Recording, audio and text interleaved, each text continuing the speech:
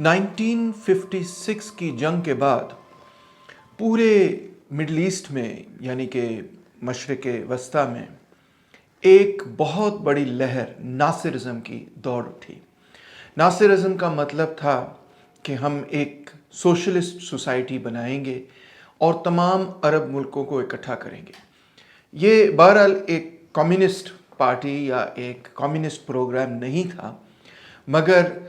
उस ज़माने के हुक्मरान तबके के अंदर भी ये बात बहुत आम हो चुकी थी कि रियासत जो है जब तक कंट्रोल नहीं लेगी मईशत की, कम से कम उन मईशत के उन हिस्सों की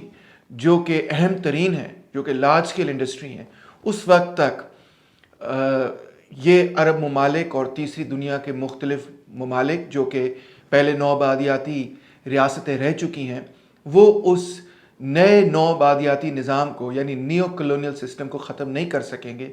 और अपनी कौमी आज़ादी की तहरीक को मुमकिन नहीं बना सकेंगे। 1956 में स्विस कनाल क्राइसिस में जो मिस्र को कामयाबी हुई, उसके नतीजे में नंबर एक तो मिस्र जो है वो तमाम अरब मुल्कों के अंदर एक लीडिंग पावर बन गया और तमाम अरब मुल्क जो थे सबसे पहले ये देखते थे कि मिस्र किसी पोजीशन पे, किसी इशू पे, किसी हवाले से कहाँ खड़ा है और फिर अपना फ़ैसला करते थे कि हमें लिहाजा कहाँ खड़ा होना चाहिए। स्विस कनाल क्राइसिस की जंग को जीतने के बाद मिस्र ने यानी कि नासिर ने फौरी तौर पे जितने बाकिया ब्रिटिश और फ्रेंच इंटरेस्ट रह चुके थे, यानी कि उनकी जितनी भी एसेट्स रह चुकी थी, उनको नेशनलाइज कर दिया। आप अंदाज़ा कर सकते हैं कि इसका जो है ब्रिटेन और फ्रांस पे कितना बड़ा असर हुआ, क्योंकि वो तो वर्ल्ड पावर्स थी। तो मिस्र ने, छोटे से मुराद ये नहीं कि आबादी के हिसाब से वो छोटा है, मगर कुव्वत के हिसाब से, आलमी कुव्वत के हिसाब से तो मिस्र और का मुकाबला नहीं था ब्रिटेन और फ्रांस के हवाले से, जो कि आलमी कुव्वतें थीं बहुत बड़ी बड़ी। मगर बहरहाल मिस्र ने उनको, उनकी प्रॉपर्टीज़, उनके एसेट्स नेशनलाइज कर दिए। टबैको, सीमेंट, फार्मास्यूटिकल और फॉस्फेट इंडस्ट्रीज़ थी जिनको कि नेशनलाइज कर दिया गया। अब मिस्र की जो एक तिहाई मईशत थी वो स्टेट ओन एंटरप्राइजेज़ के कंट्रोल में आ गई और अभी भी तकरीबन 2/3 जो मईशत थी वो प्राइवेट कंट्रोल में थी। यानी कि इस नेशनलाइजेशन के नतीजे में ऐसा तो नहीं हुआ कि पूरी की पूरी मिस्र की जो मईशत है वो कोई प्लान्ड इकॉनमी बन गई, मगर ये है कि रियासत का जो एक किरदार था मईशत में वो एक तिहाई हिस्सा हो चुका था और काफ़ी बढ़ चुका था। अब सीरिया के अंदर एक बहुत दिलचस्प तब्दीली आई और वो ये कि टर्की के ट्रूप्स जब सीरिया के बॉर्डर पे आए तो सीरिया ने डेलीगेशन भेजा गमाल अब्दुल नासिर को कि हम ये चाहते हैं, आपकी भी ये ख्वाहिश रही है और हमारी भी ये ख्वाहिश है कि हम दोनों एक मुल्क बन जाएं। अब ये बड़ी दिलचस्प बात इसलिए है क्योंकि नासिर का तो हमेशा 1950 से, अर्ली 1950 से यही प्रोग्राम था कि तमाम अरब मुल्क जो है वो इकट्ठे हो जाएं, इसीलिए इसको पैन अरब सोशलिज्म भी कहा जाता है। मगर फ़िलहाल ये एक किस्म का ख्वाब ही था और नासिर रेडियो को इस्तेमाल किया करता था हमेशा कि पूरे अरब कंट्रीज़ के अंदर जो आम पब्लिक है उस आम पब्लिक तक गमाल अब्दुल नासिर का पैगाम पहुँचे। और वो पैगाम हमेशा बार बार ये हुआ करता था कि तमाम अरब मुल्कों को इकट्ठा होने की ज़रूरत है, क्योंकि हम सब एक ज़बान बोलते हैं, लिहाजा हम सब एक कौम है, लिहाजा अरब कौम को इकट्ठा होना चाहिए। और ये जो मुख्तलिफ ममालिक बने हुए हैं, अरब जो मुख्तलिफ मुल्कों के अंदर तकसीम है, दर हकीकत ये तकसीम ब्रिटेन और फ्रांस की बनाई गई है, जो कि वाकई हकीकत भी थी, क्योंकि ब्रिटेन ने ही जॉर्डन और सऊदी अरेबिया वगैरह और इस तरह करके इराक़ वगैरह की तकसीम की थी। तो नासिर का ये ख्याल था कि हमें तमाम मुल्कों को इकट्ठा कर लेना चाहिए, मगर शायद किसी का तसव्वुर ये नहीं था कि ये मुमकिन है। एक ख्वाब ज़रूर हो सकता है, मगर लोगों का ये ख्याल था कि ये बहुत मुश्किल चीज़ है। तो जब सीरिया ने पहला डेलीगेशन भेजा नासिर को कि हम चाहते हैं कि हम मुल्कों को इकट्ठा करें, तो शायद नासिर ने भी पूरी तरह इस बात पर यकीन नहीं किया होगा। बहरहाल वो पहले डेलीगेशन को उन्होंने इनकार कर दिया कि नहीं, मैं समझता हूँ कि इससे मामलात कुछ ख़राब हो जाएंगे, पहले से जो हमारे अच्छे ताल्लुकात हैं वो शायद ख़राब ना हो जाएं। फिर दोबारा से सीरिया ने उनको डेलीगेशन दूसरी दफ़ा भेजा, तो अब गमाल नासिर ने ये बात मान ली। और दिलचस्प बात इसमें यह भी है कि सीरिया के अंदर कम्युनिस्ट पार्टी जो थी वो, और कम्युनिस्ट नज़रियात जो थे वो उस ज़माने में भी और आज भी बहुत ही मजबूत थे। सीरियन कम्युनिस्ट पार्टी आज भी बहुत ही मजबूत पार्टी है। تو اس زمانے کی جو لیڈرشپ تھی، قیادت تھی، اور خاص طور پہ باتھزم سے وہ بہت متاثر تھے. عراق اور سیریا دو گڑھ رہے ہیں باتھ پارٹی کے، مختلف باتھ پارٹیز رہی ہیں یہاں پہ، مگر باتھزم یہاں پہ بہت مضبوط رہا ہے. تو ان کا یہ خیال تھا، سیریا کی قیادت کا یہ خیال تھا کہ سیریا کے اندر کمیونسٹ ٹیک اوور ہونے لگا ہے، سیرین کمیونسٹ پارٹی جو ہے وہ ٹیک اوور کرنے لگی ہے، اور لہٰذا اگر سیریا اور مصر کا اتحاد ہو جائے، وہ ایک ملک بن جائے، تو ناصر کی اتنی اتھارٹی ہے کہ سیریا جو ہے وہ سٹیبلائز ہو جائے گا، یہاں پہ کمیونسٹ ٹیک اوور نہیں ہوگا. تو لہٰذا 1957 کے فروری کے مہینے کی پہلی تاریخ کو یونائٹڈ عرب ریپبلک قائم ہوا، یعنی مصر اور سیریا نے یہ اناؤنسمنٹ کی کہ اب یہ دو ملک جو ہیں دو نہیں ہیں، ایک ملک ہے. اس ملک کا نام ہے یونائٹڈ عرب ریپبلک. آپ اندازہ کر سکتے ہیں کہ لوگ تو ہکے بکے رہ گئے، حیران و پریشان ہو گئے کہ یہ کیسے ہو سکتا ہے. اور پہلے جو ان کو شوق ملا جب وہ حیران ہو گئے کہ ایک صبح اٹھے اور انہوں نے یہ خبر سنی کہ سیریا اور ایجپٹ جو ہے وہ ایک ملک ہو گئے، تو پھر تو ایک اتنی بڑی خوشی کی لہر پورے کے پورے عرب ملکوں کے اندر پھیلی کہ جس کا ذکر نہیں کیا جا سکتا. اسی دور میں جب ناصر سیریا جا رہے تھے انہی معاملات کو طے کرنے کے لیے، تو وہاں پہ ایک بڑا اہم اور بہت بڑا واقعہ ہوا، جو یہ تھا کہ ناصر نے ایک دم سے ایک تقریر میں، سیریا میں تقریر کر رہا تھا ناصر، اس نے ایک چیک نکالا، اور چیک نکال کے اس نے یوں کر کے اس کو ہلایا، اور اس نے کہا کہ یہ وہ چیک ہے جو کہ کنگ سعود نے سیرین انٹیلیجنس کو دیا تھا اس مقصد کے لیے کہ سیرین انٹیلیجنس میرا جہاز جو ہے اس کو آسمان میں ہی پھاڑ دے اور مجھے قتل کر دے، اسیسینیٹ کر دے. اور اس بات کی تصدیق کی عبدالحامد سراج نے، جو کہ سیرین انٹیلیجنس کے ہیڈ تھے، جنہوں نے وہ چیک وصول کیا. اور پھر کیونکہ وہ پرو ناصر تھے، مطلب وہ سعودی کنگ کو ایک طرح سے دھوکہ دے رہے تھے کہ میں ناصر کو ٹھیک ہے اسیسینیٹ کر دوں گا، قتل کر دوں گا، مگر انہوں نے چیک وصول کر لیا اور پھر ناصر کو وہ چیک بھی پکڑا دیا اور ساری بات بھی بتا دی، کیونکہ ایکچولی وہ پرو ناصر تھا. تو آپ اندازہ نہیں کر سکتے کہ یہ کتنی بڑی ایک قسم کی ریولیشن تھی، اور اس سے کتنا بڑا امپیکٹ ہوا سعودی عربیہ پہ بھی، کیونکہ ناصر انکریڈبلی پاپولر لیڈر تھا عربز کا، اور کیونکہ وہ ریڈیو پہ براڈ کاسٹ کیا کرتا تھا، کائرو ریڈیو سے پورے عرب کنٹریز کے اندر براڈ کاسٹ ہوتی تھی، تو عام جو عربز تھے وہ بڑے پرو ناصر تھے. تو لہٰذا جب یہ ریولیوشن سامنے آئی، یہ چیک سامنے آیا، تو کنگ سعود کو استعفیٰ دینا پڑا. استعفیٰ دینے پر وہ مجبور ہوئے، اور ان کے بعد ان کے بھائی کنگ فیصل نے اقتدار سنبھال لیا. اور اس کے بعد عرب ملکوں کے اندر جو سیاسی تقسیم تھی وہ یہ تھی کہ کچھ ملک اور کچھ سیاسی پارٹیاں پرو ایجپٹ اور پرو ناصر تھی، اور کچھ ملک اور کچھ سیاسی پارٹیاں جو ہیں وہ پرو سعودی عربیہ تھی. یعنی کہ ایک طرف پین عربزم کی فلسفی، اس کی سوچ، اس کی تحریکیں، اس کی پولیٹیکل پارٹیز وغیرہ سب چیزیں جو ہیں پھیل رہی تھیں، جو کہ اپنی پالیٹکس میں سیکولر بھی تھیں اور اینٹی امپیریلسٹ بھی تھیں، اور وہ سمجھتی تھی کہ ہم نوآبادیاتی نظام کو ختم کر رہے ہیں، اور پرو سوشلسٹ بھی تھی. اور دوسری طرف پین اسلامزم کے خیالات جو ہیں وہ سعودی عربیہ سے باہر نکلنے شروع ہوئے. پین اسلامزم کا مطلب یہ تھا کہ ہم عرب نہیں ہیں، ہم سب سے پہلے مسلمان ہیں. اور یہ جو موومنٹ تھی، اس تحریک تھی اس زمانے میں، خاص طور پہ یہ امریکہ کے ساتھ اور ویسٹ کے ساتھ پرو کیپٹلسٹ بھی تھی، پرو ویسٹ بھی تھی، اور سیکولرزم کی بھی بالکل مخالفت کرتی تھی. تو یعنی کہ مڈل ایسٹرن پالیٹکس اب ایک طرف پین عربزم اور دوسری طرف پین اسلامزم کے درمیان تقسیم ہوئی، ایک طرف ایجپٹ اور دوسری طرف سعودی عربیہ.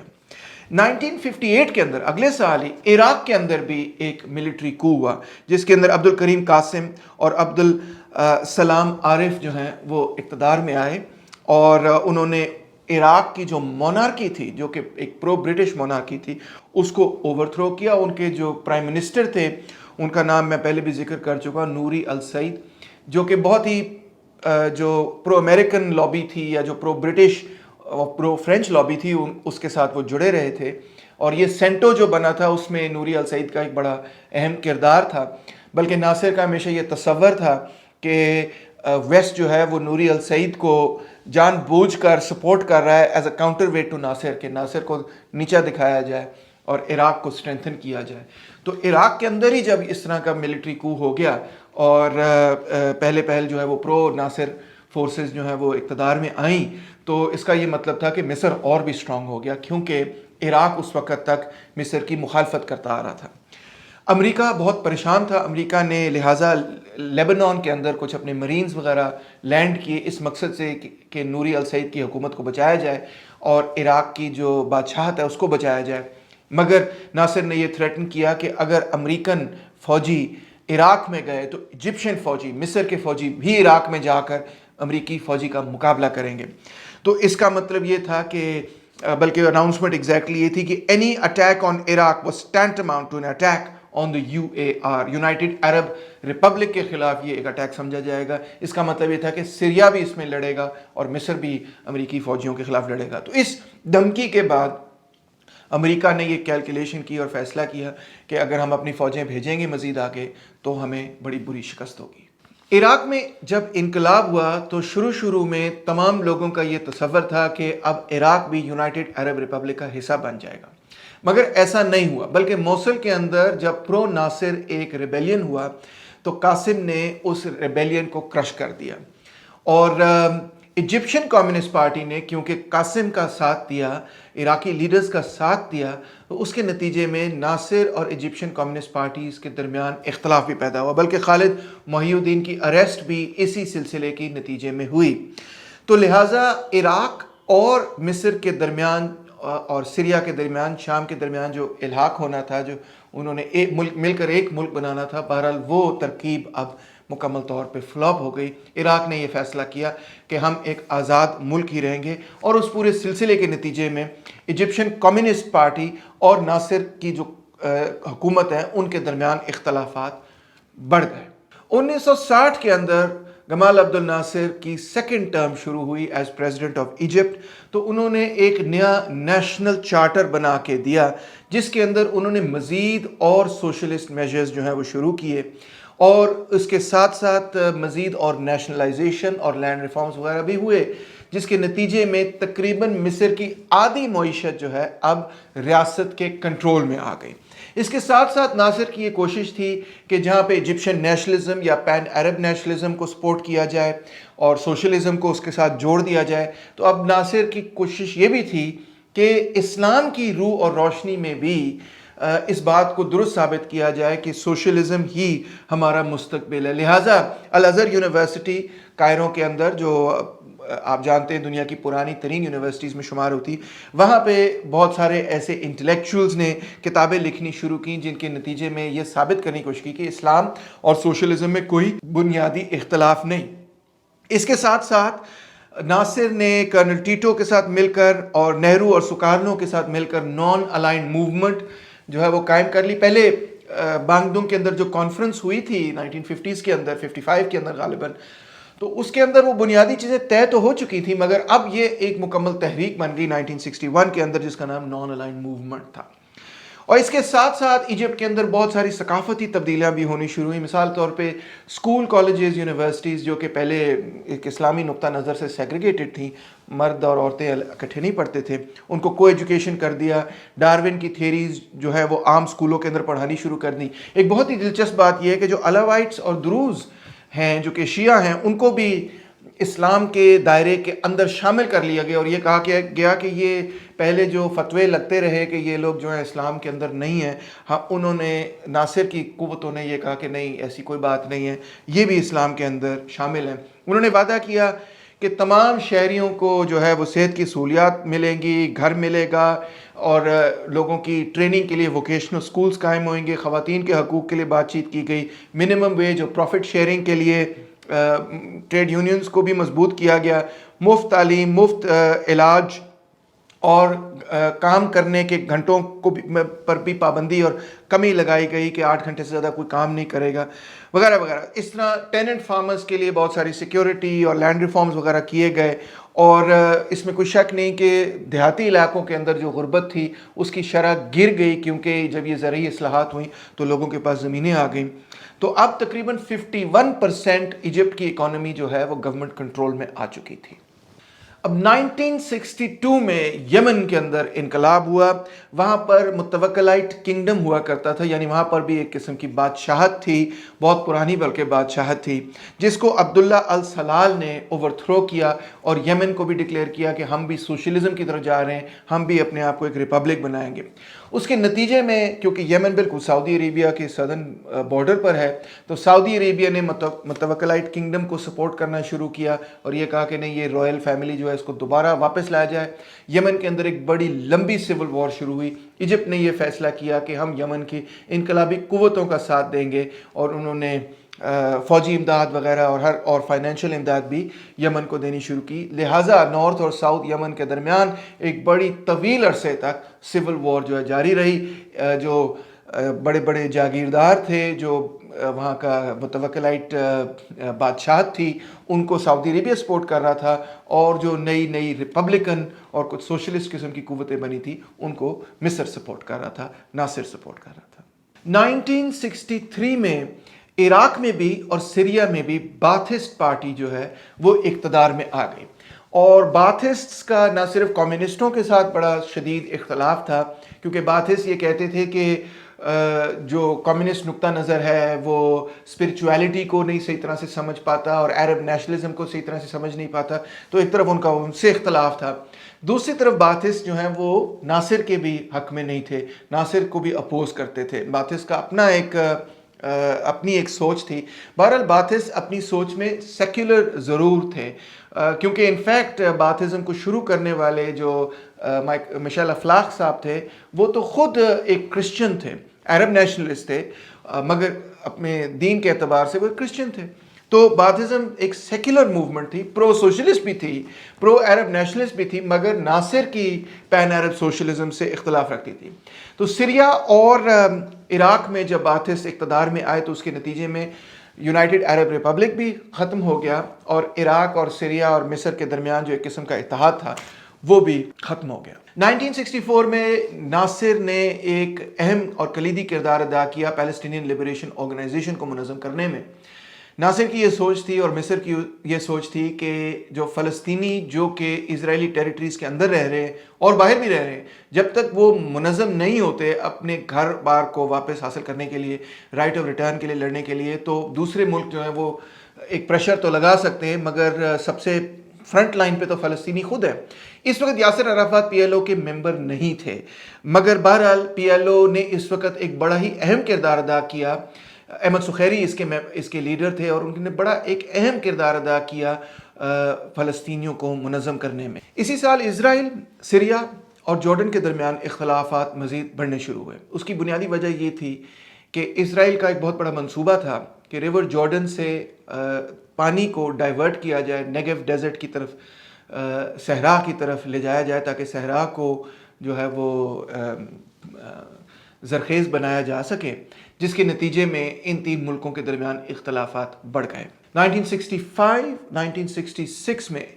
ایجپٹ کے اندر اخوان المسلمین پر اور ان کے لیڈر سید قطب پر یہ الزام لگا کہ انہوں نے گمال عبد الناصر کو اسیسینیٹ کرنے کی کوشش کی ہے، اور لہٰذا سید قطب کو سزائے موت سنائی گئی، جس کے نتیجے میں آپ اندازہ کر سکتے ہیں کہ اخوان المسلمین اور جو ناصرائٹ فورسز تھیں ان کے درمیان اختلافات بہت ہی زیادہ شدید ہو گئے. ان سب چیزوں کے ساتھ ساتھ سوویت یونین کی کوشش تھی کہ مصر اور سیریا دونوں کی حکومتوں کو امداد دی جائے، ان کی حکومتوں کو مستحکم کیا جائے. آپ کو یاد ہوگا کہ سوویت یونین نے آسوان ڈیم بھی بنا کے دیا تھا مصر کے لیے. اسی طرح سیریا کی فوجوں کو مضبوط کرنے میں سوویت یونین کا بڑا اہم کردار تھا، اور مصر کی فوجوں کو بھی مضبوط کرنے میں سوویت یونین کا اہم کردار تھا. دوسری طرف فرانس اور امریکہ خاص طور پہ اسرائیل کو بھاری امداد دے رہے تھے. ان کا یہ خیال تھا کہ سیریا ہو یا مصر ہو یا ایون عراق ہو، یہ تین ملک جو ہیں، یمن بھی شامل، یہ چار ملک جو ہیں یہ اب بیسکلی پرو سوویت سٹیٹس بن چکے ہیں. یہ نیشنل سٹیٹس نہیں، یہ پرو سوویت سٹیٹس ہیں. اور اگر کوئی قوت مڈل ایسٹ کے اندر ہے جو ان کو روک سکتی ہے تو وہ اسرائیل ہے. ایک طرف اسرائیل، دوسری طرف آبویسلی سعودی عربیہ بھی تھا، ایران بھی تھا، مگر اسرائیل پہ زیادہ اعتماد اس لیے تھا کیونکہ سعودی عربیہ اور ایران تو خیر ویسے بھی تھوڑا سا دور ہے مڈل ایسٹ سے، اور وہ ایک عرب کنٹری نہیں ہے. سعودی عربیہ اتنا کے پاس اتنی بڑی فوج نہیں ہے کہ وہ مصر یا عراق یا سیریا کا مقابلہ کر سکے، تو صرف اور صرف مڈل ایسٹ کے اندر ایک ہی ایسا ملک ہے جس کے پاس اتنی بڑی فوج ہے جو کہ مصر کی فوج کا مقابلہ کر سکے، اور وہ ہے اسرائیل۔ لہٰذا امریکہ نے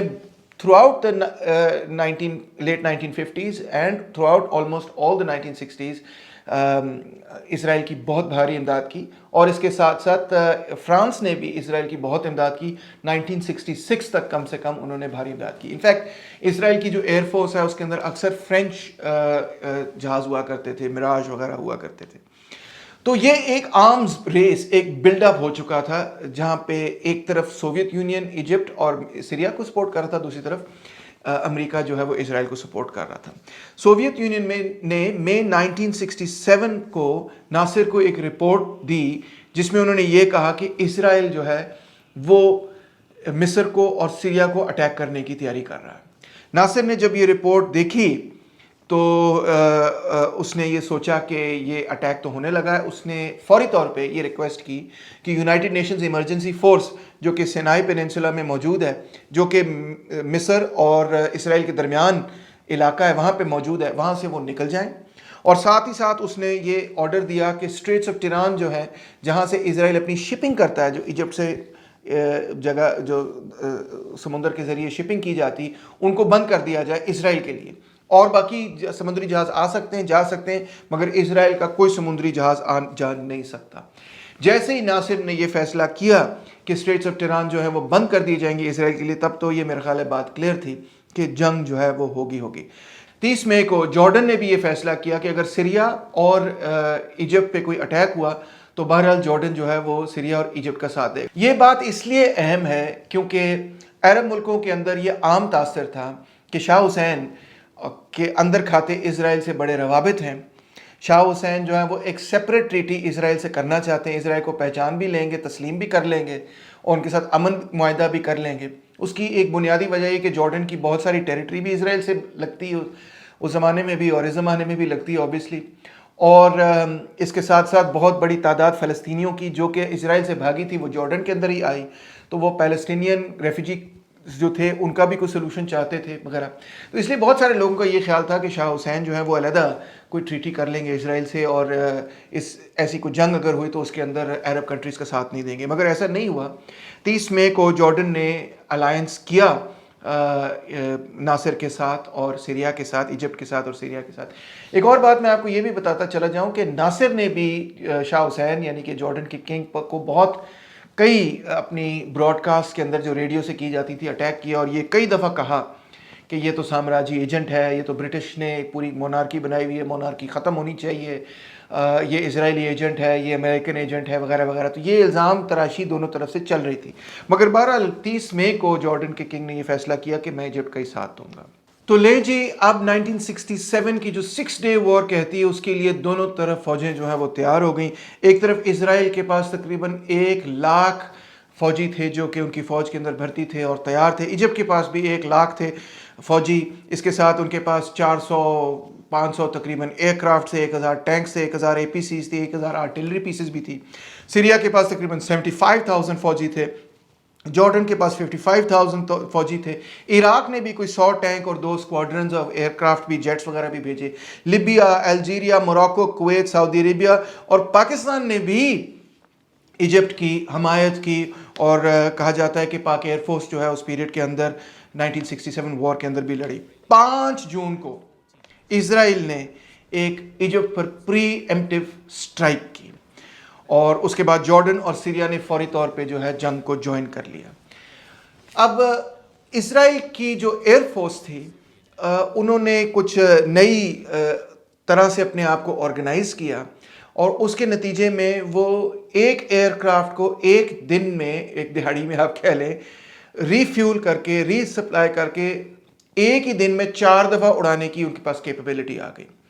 یعنی کہ اور ایجپٹ کا یہ تھا کہ اگر ایئر کرافٹ صبح اڑا ہے تو اس کو دوبارہ سے تیار کرنے کے لیے کم سے کم 1 دن لگے گا، وہ 2 دفعہ زیادہ سے زیادہ اڑ سکے گا یا 1 دفعہ اڑ سکے گا۔ یعنی ان کے پاس جو ایئر کرافٹ سے ان کا ٹرن اراؤنڈ ریٹ بہت تیز تھا، انہوں نے ایک ڈیوسٹیٹنگ پری ایمپٹیو اسٹرائک کی ایجپٹ کی ایئر فورس بیسز پر اور ایئر فورس پر. سب سے پہلے انہوں نے اپنی فوجی ٹروپس نہیں بھیجے, انہوں نے اپنی ایئر کرافٹس بھیجے, اور یہ اسٹرائک بہت ہی افیکٹو ثابت ہوئی. تو اور اس کے اندر یہ کہا جاتا ہے کہ تقریباً 90% جو ایجپٹ کے ایئر کرافٹ تھے ان کو اسرائیل نے آن دا گراؤنڈ ہی تباہ کر دیا. اتنی وہ تیز اسٹرائک تھی کہ اس ان ٹائم مصر کی قوتیں ریئیکٹ نہیں کر سکیں, بلکہ اکثر ایئر کرافٹس تو بھی زمین پہ ہی کھڑے تھے جب ان کو تباہ کر دیا گیا. اس وقت یہ بات کلیئر نہیں تھی. ایجپٹ کا یہ کہنا تھا کہ ہاں ایئر اسٹرائک انہوں نے کی ہے مگر اتنے کو بڑے ہمیں نقصان نہیں ہوا, ہم واپس لڑ رہے ہیں. اور ظاہری بات ہے کہ ایئر کرافٹ اسکریمبل وغیرہ بھی ہوئے, مگر اور ایون امریکہ بھی بلیو نہیں کر رہا تھا کہ اسرائیل جو رپورٹ کر رہا ہے, ان کا یہ خیال تھا کہ اسرائیل نے یہ رپورٹ کیا آج 30 اڑا دیے ہم نے ایئر کرافٹ, آپ نے 100 اڑا دیے, آپ نے 200 اڑا دیے. تو امریکہ کا بین الاقوامی میڈیا کا بھی شروع میں یہ خیال تھا کہ اسرائیل جان بوجھ کے اپنی کامیابی کو ایگزیجریٹ کر رہا ہے اس مقصد کے لیے کہ دوسری قوتیں جو ہیں وہ ڈی مورلائز ہو جائیں. مگر بعد میں بہرحال جب لوگوں نے تجزیہ کیا کہ واقعی یہ حقیقت تھی یا نہیں تھی, تو انہوں نے اسی نتیجے پہ پہنچے کہ واقعی وہ جو فرسٹ اسٹرائک تھی اسرائیل کی وداؤٹ وارننگ وغیرہ, جو ایک دم سے پری ایمپٹیو اسٹرائک تھی, وہ بہت افیکٹو ثابت ہوئی, اور تقریباً 80-90% ایئر کرافٹ ایجپٹ کے جو ہیں وہ اڑا دیے گئے. صحرا میں جنگ کا ایک بنیادی اصول یہ ہے کہ جس بھی قوت کے پاس ایئر سپیریورٹی آ جائے گی وہ اس جنگ کو جیتنے میں بآسانی کامیاب ہو جائے گا. اس کی وجہ یہ ہے کہ صحرا کے اندر کیونکہ نہ کوئی درخت ہے نہ کوئی پہاڑ ہے, ایک فلیٹ ارتھ ہے, تو میلوں میل آپ کو چیزیں نظر آ رہی ہوتی ہیں کہ کیا کہاں پہ ہو رہا ہے, کیا چیز کہاں پہ کھڑی وغیرہ. اور جہاز کے اٹیک سے بچنے کا کوئی طریقہ نہیں ہوتا, کہیں پہ آپ اپنے آپ کو چھپا نہیں سکتے, آپ بھاگ نہیں سکتے. لہٰذا صحرا میں ڈیزرٹ وارفیئر میں ایئر سپیریورٹی جو ہے از دا کی ٹو ملٹری سکسیس. اسی وجہ سے اسرائیل نے سب سے پہلے ایجپٹ کی ایئر فورس بیس پہ اٹیک کیا, ایجپٹ کی ایئر فورس پہ اٹیک کیا, اور ان کی یہ کوشش تھی کہ ایجپشین ایئر فورس کو بالکل ملیامیٹ کر دیا جائے. اور ایسا ہی ہوا جب ایجپٹ کی ایئر فورس کو انہوں نے تباہ و برباد کر دیا, 80-90% انہوں نے جہاز جو ہیں وہ توڑ دیے, تباہ کر دیے. تو اس کے بعد مصر کے لیے یہ بہت مشکل ہو گیا کہ وہ اسرائیل کا مقابلہ کر سکے. جو گراؤنڈ ٹروپس تھے مصر کے, خاص طور پہ ڈیزرٹ کے اندر, سینائی ڈیزرٹ کے اندر, ان کو اسرائیل نے وداؤٹ اینی ریٹیلیشن, ان کے لیے یہ اوپن فیلڈ تھی کہ وہ اپنے جہازوں کے ذریعے ان ٹروپس کو ڈیوسٹیٹ کر سکیں. اور اسرائیل کی آرمی کی, IDF کی کوشش بھی یہ تھی کہ مصر کو اتنی بڑی شکست دی جائے کہ آئندہ کبھی بھی مصر جو ہے ہم پہ حملہ کرنے کا سوچ بھی نہ سکے. لہٰذا ایجپشین کیجولٹیز بہت بڑے پیمانے پر ہوئیں. تقریباً 20,000 ایجپشنز کہتے ہیں کم و بیش جو ہیں اس جنگ کے اندر مارے گئے. تقریباً 1,000 اسرائیلی مارے گئے. 280,000 سویلینز اس جنگ کے اندر ڈسپلیس ہوئے, بلکہ کچھ لوگ کہتے ہیں کہ 280,000 نہیں 325,000 تھے. خاص طور پہ ویسٹ بینک سے 100,000 گولان ہائٹ سے ڈسپلیس ہوئے, اور ناصر کو بہت ہی شدید شکست ہوئی. اس جنگ کے نتیجے میں اسرائیل نے ایسٹ جیروسلم پر قبضہ کر لیا, ویسٹ بینک پر قبضہ کر لیا, غازہ پر قبضہ کر لیا, گولان ہائٹس پر قبضہ کر لیا جو سیریا کے ساتھ ہے, اور سینائی پیننسولا پر ایجپٹ کی ٹیریٹری پر قبضہ کر لیا. اور جن علاقوں کے اندر انہوں نے قبضہ کیا, اگلے چند سالوں کے اندر ہی انہوں نے وہاں پہ جوئش سیٹلمنٹس بھی قائم کرنی شروع کر دی کہ ہم یہ قبضہ نہیں چھوڑیں گے. اب آپ اندازہ کر سکتے ہیں کہ یہ ناصر کے لیے ایک بہت ہیوملیٹنگ, پورے ایجپٹ کے لیے ایک بہت ہیوملیٹنگ ڈیفیٹ تھی, کیونکہ ان کی یہ سوچ تھی 1956 کی کامیابی کے بعد, ان کی یہ سوچ تھی کہ ہم جو ہیں وہ سوویت یونین کی مدد سے اور تمام عرب ملک اکٹھے ہو کے تو ہم اسرائیل کا مقابلہ نہ صرف کر سکتے ہیں بلکہ اگر برٹن اور فرانس بھی ان کے ساتھ جڑ جائیں تو تب بھی ہم ان تینوں قوتوں کا مقابلہ کر سکتے ہیں. تو میرا خیال ہے ایجپٹ کی فورسز بہت اوور کانفیڈنٹ بھی تھیں 1956 کی کامیابی کے بعد. اور دوسرا یہ کہ 1948 کی جنگ تو 10 مہینے چلی, 56 کا کانفلکٹ بھی کافی عرصہ چلا. 6 ڈے وار کی خاصیت یہ تھی, 1967 کی خاصیت یہ تھی کہ اسرائیل نے بھی یہ کیلکولیشن کی ہوئی تھی کہ اگر جنگ کچھ عرصہ چلے گی تو سوویت یونین جو ہے اس کے اندر مداخلت کر کے تو کسی نہ کسی حوالے سے جنگ کو روک لے گا, تھریٹن کرے گا, انٹرونشن وغیرہ. تو اسرائیل کی بھی کیلکولیشن یہ تھی کہ ہم نے ایک بہت ہی فاسٹ کوئک سٹرائک مارنی ہے اور 3-4 دنوں کے اندر اپنی جنگ جو ہے نا وہ ختم کر کے اپنی کامیابی حاصل کرنی. تو یہی ہوا 1967 کی وار میں, جس کو 6 ڈے وار اسرائیلیوں نے نام دیا. 6 ڈے وار اس لیے نام دیا کیونکہ وہ 6 دن چلی, مگر دوسرا نام اس لیے انہوں نے اس کو دیا کیونکہ بائبل مقدس کے اندر آپ جانتے ہیں نا کہ یہ نیریٹو ہے کہ خدا تعالیٰ نے 6 دنوں کے اندر دنیا کو جو ہے وہ قائم کیا. تو اسرائیلی یہ کہہ رہے تھے کہ یہ وہ 6 دن ہیں کہ جس کے بعد اسرائیل جو ہے وہ قائم ہو چکا ہے. تو یہ ایک قسم کے میٹافوریکل سٹیٹمنٹ بھی وہ دے رہے تھے. بہرحال اسرائیل کی جو کیلکولیشن تھی وہ یہی تھی کہ ہم نے 6 دن کے اندر اندر جو ہے نا جو کرنا ہے وہ 1 ہفتے کے اندر اندر کرنا ہے, 3-4 دنوں کے اندر, as quickly as possible before کہ سوویت یونین یا انٹرنیشنل پاورز کے پاس, یونائٹڈ نیشنز کے پاس یہ اپرچونٹی ملے کہ وہ کسی طرح سے انٹروین کر سکیں. اور ایسا ہی ہوا کہ انہوں نے اتنی ساری ٹیریٹری جو ہے وہ حاصل کر لی کہ آپ دیکھ سکتے ہیں کہ 47 کے اندر جو یو این پارٹیشن پلان تھا اس کا ایک منصوبہ تھا کہ اسرائیل کی یہ ٹیریٹریز ہوں گی. 48 کے اندر ایجپٹ جو ہے وہ ایکسپینڈ کر چکا تھا.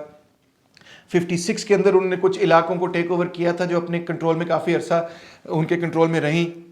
مگر پھر وہاں سے وہ وڈرا ہو گئے. اب 67 کے اندر ایک بہت بڑا علاقہ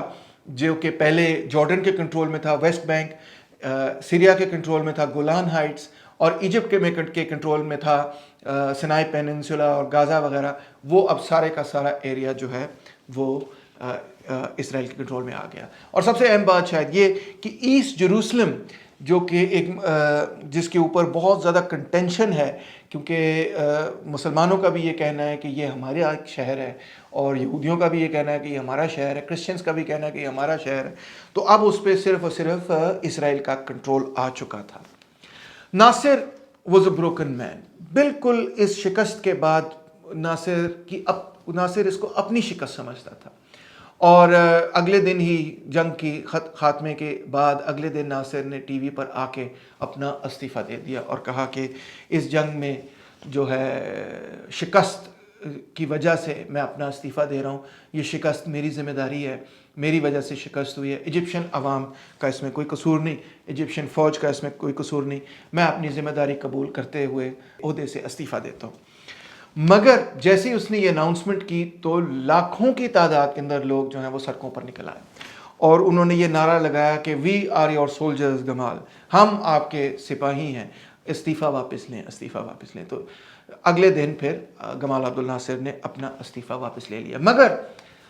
فرینکلی اور سچی بات یہ ہے کہ اس کے بعد ناصر کی جو اسپرٹ تھی, جو اس کی ڈیفائنس کی اسپرٹ تھی کہ میں کامیاب ہوں گا, وہ ایک طرح سے ٹوٹ چکی تھی. اور ناصر کی جو ایک موومنٹ تھی جو کہ پورے عرب کنٹریز کو سویپ کر رہی تھی, وہ بھی ایک طرح سے شکست سے دوچار ہوئی. حقیقت یہ ہے کہ ناصر نہ صرف ذاتی طور پہ ایک شکست سے دوچار تھا, بلکہ ناصر کی جو پاپولیرٹی اور جو ایک تحریک تھی, ناصرزم جس کو بولا جاتا تھا, پین عرب سوشلزم جس کو بولا جاتا تھا, اس کی شکست کے پیچھے 1967 کی شکست ایک اہم اور کلیدی حصہ ہے. کیونکہ 1967 میں جب مصر کو اتنی بڑی شکست ہوئی اسرائیل کی فوجوں کے نتیجے میں, تو اسی کے حوالے سے جو مڈل ایسٹ کے اندر بیلنس تھا, یا آپ کہہ سکتے ہیں کہ جو ایک بڑھتی ہوئی قوت تھی پین عرب سوشلزم کی, ناصرزم کی, اب کیونکہ اسرائیل کے ہاتھ اس کو شکست ہوئی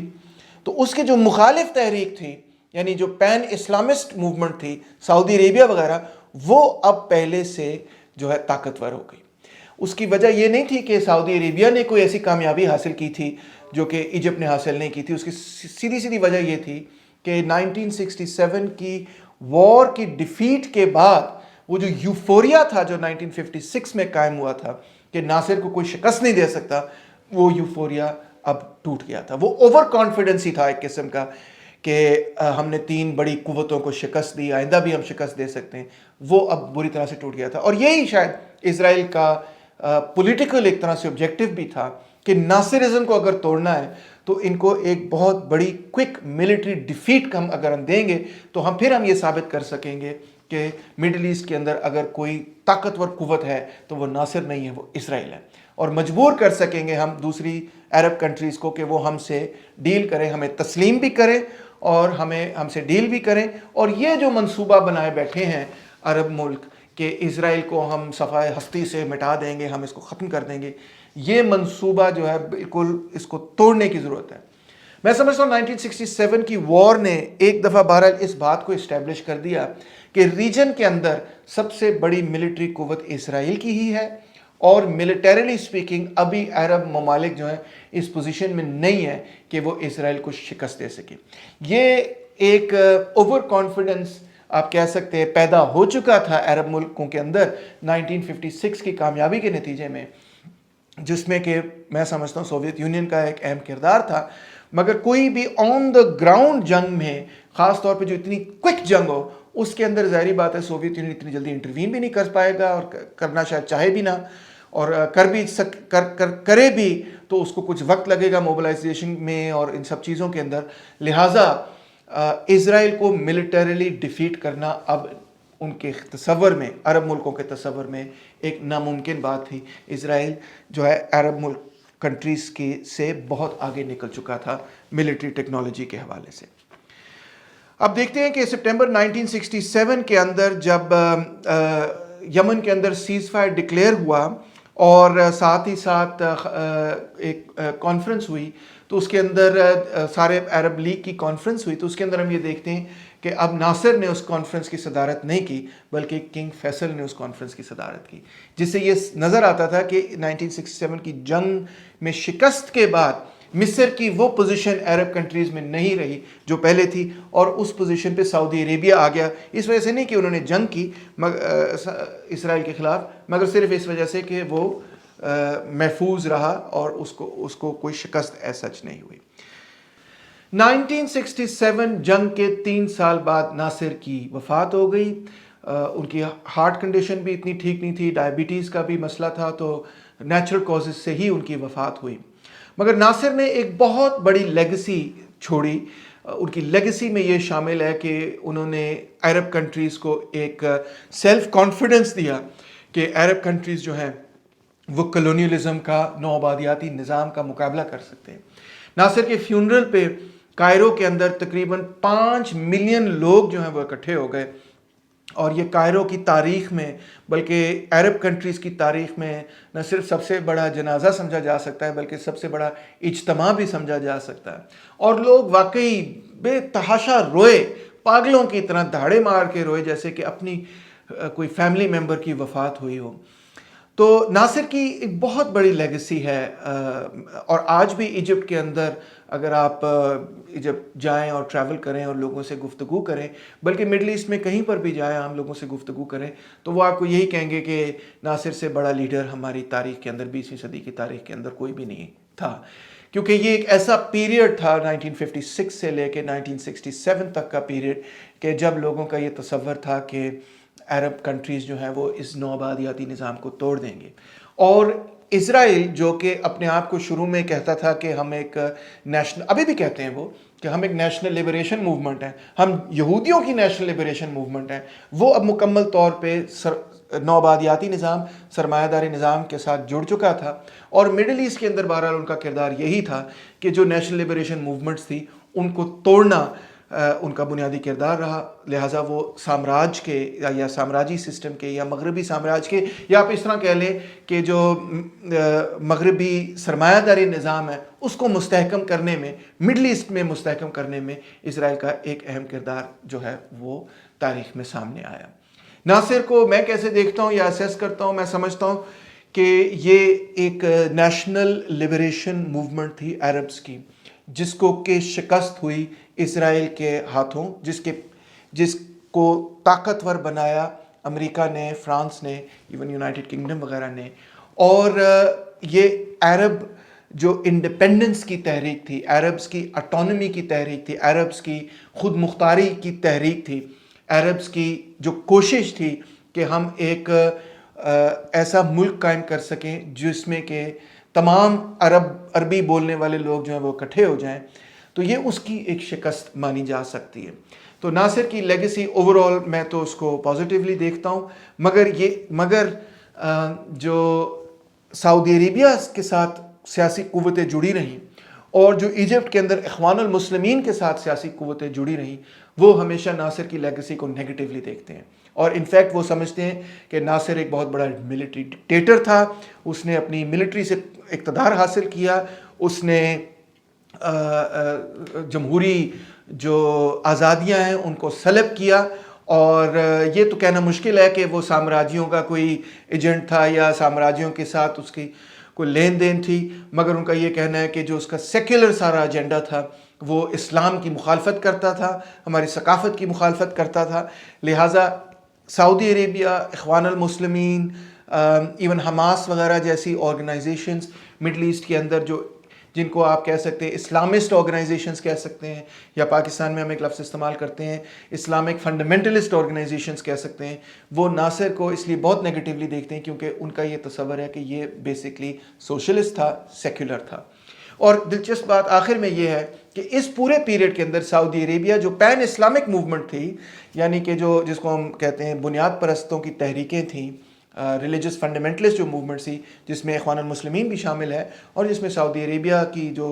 साथ मुंसलिक जो तहरीकें हैं वो शामिल हैं, ये सारी दर हकीकत नासिर के ख़िलाफ़ खड़ी थी और साम्राज्य के साथ खड़ी थी उस पीरियड के अंदर। उम्मीद है आपने ये लेक्चर बहुत एंजॉय किया होगा, ज़रूर सब्सक्राइब करना ना भूलिएगा। Thank you very much.